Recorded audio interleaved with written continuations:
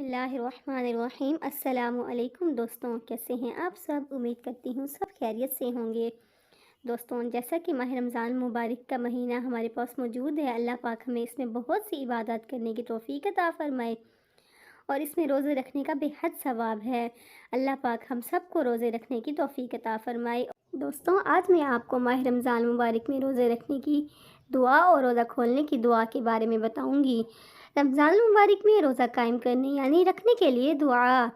وَبِصَوْمِ غَدٍ نَوَيْتُ مِن شَهْرِ رمضان۔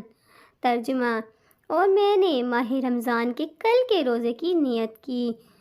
رمضان المبارک میں روزہ افطار کرنے کے لیے دعا۔ اللہم انی لک صمت وبک آمنت وعلیک توکلت وعلی رزقک افطرت۔ ترجمہ: اے اللہ، میں نے تیری خاطر روزہ رکھا اور تیرے اوپر ایمان لایا اور تجھ پر بھروسہ کیا اور تیرے رزق سے ہی اسے کھول رہا ہوں۔